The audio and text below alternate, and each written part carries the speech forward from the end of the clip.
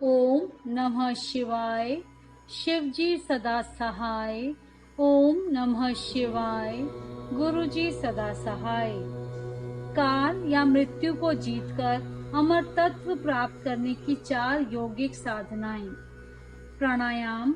भूमध्य में अग्नि का ध्यान, मुख में वायुपान तथा मुड़ी हुई जीभा द्वारा गले की घंटी का स्पर्श।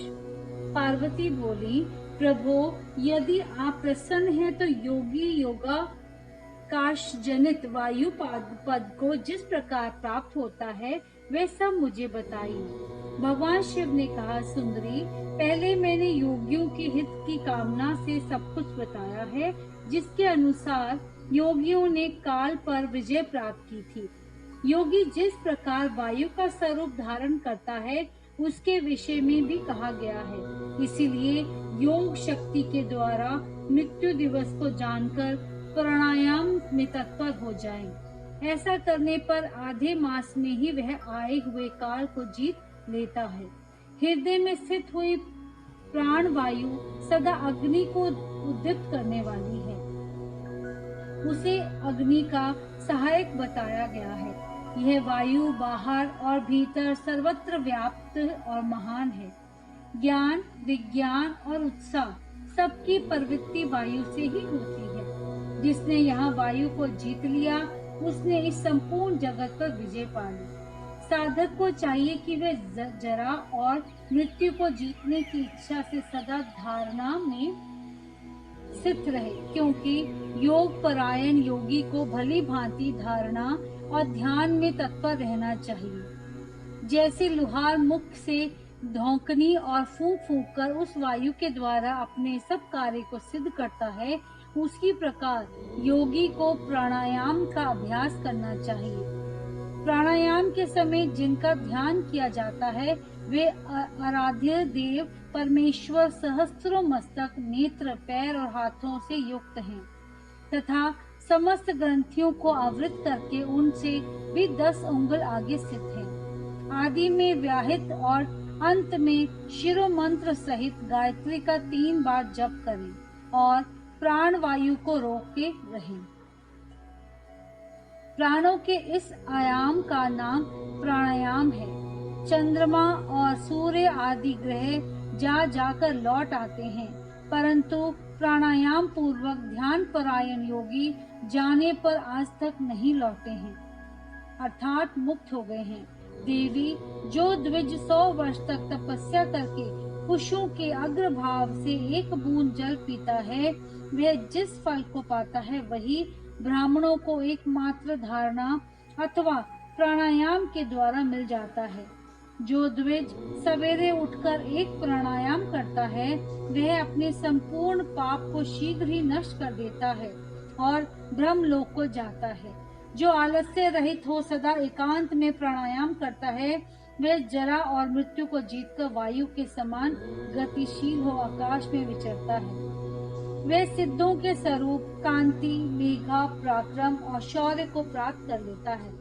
उसकी गति वायु के समान हो जाती है तथा उसे सप्रिहणीन सौख्य एवं परम सुख की प्राप्ति होती है। देवेश्वरी, योगी जिस प्रकार वायु से सिद्धि प्राप्त करता है वह सब विधान मैंने बता दिया। अब तेज से जिस तरह वह सिद्धि लाभ करता है उसे भी बता रहा हूँ।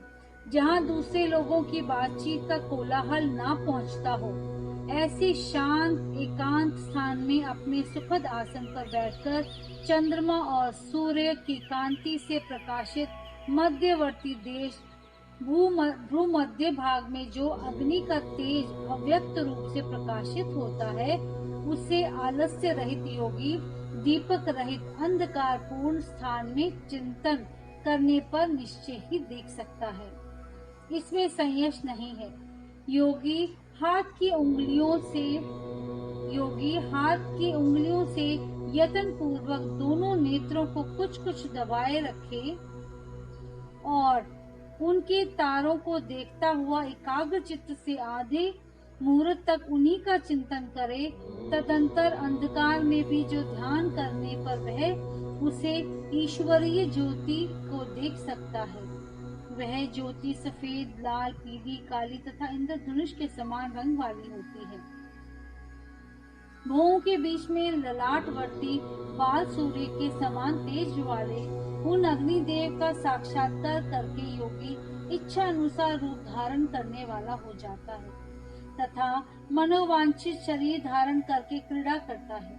वह योगी कारण तत्व को शांत करके उसमें अविष्ट होना, दूसरे के शरीर में प्रवेश करना, अणिमा आदि गुणों को पा लेना, मन से ही सब कुछ देखना, दूर की बातों को सुनना और जानना, अदृश्य हो जाना, बहुत से रूप धारण कर लेना तथा आकाश में विचरना इत्यादि सिद्धियों को निरंतर अभ्यास के प्रभाव से प्राप्त कर लेता है। जो अंधकार से परे और सूर्य के समान तेजस्वी है, उसी इस महान ज्योतिर्मय पुरुष को मैं जानता हूँ। उन्हीं को जानकर मनुष्य काल या मृत्यु को लांघ जाता है। मोक्ष के लिए इसके सिवा दूसरा कोई मार्ग नहीं है। देवी, इस प्रकार मैंने तुमसे तेजस तत्व के चिंतन की उत्तम विधि का वर्णन किया है, जिससे योगी काल पर विजय पाकर अमर तत्व को प्राप्त कर लेते हैं। देवी, अब उन्हें दूसरा श्रेष्ठ उपाय बताता हूँ, जिससे मनुष्य की मृत्यु नहीं होती। देवी, ध्यान करके योगियों की चौथी गति साधना बताई जाती है। योगी अपने चित्त को वश में करके यथा योग्य स्थान में सुखद आसन पर बैठे। वे शरीर को ऊंचा करके अंजलि बांधकर चोंच की सी आकृति वाले मुख के द्वारा धीरे धीरे वायु को पान करें। ऐसा करने से क्षण भर में तालु के भीतर से जीवनदायिनी जल की बूंद टपकने लगती है। उन बूंदों को वायु के द्वारा लेकर सूंघे।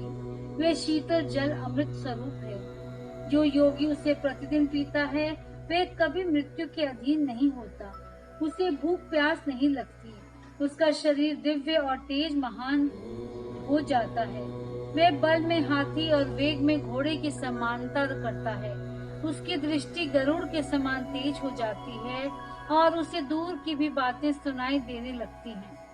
उसके केश काले काले और घुंघराले हो जाते हैं तथा अंगी कांति गंधर्व एवं विद्याधरों की समानता करती है।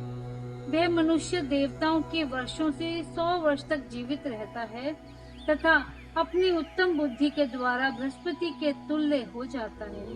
उसमें इच्छा अनुसार विचरने की शक्ति आ जाती है और वह सदा ही सुखी रहकर आकाश में विचरने की शक्ति प्राप्त कर लेता है। वरानने, अब मृत्यु पर विजय पाने की पुनः दूसरी विधि बता रहा हूँ, जिसे देवताओं ने भी प्रयत्न पूर्वक छिपा रखा है। तुम उसे सुनो। योगी पुरुष अपनी जीभा को मोड़कर तालू में लगाने का प्रयत्न करे।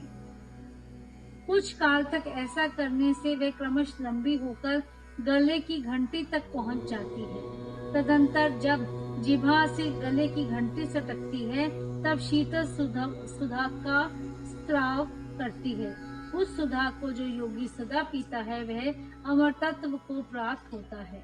अध्याय 27 समाप्त।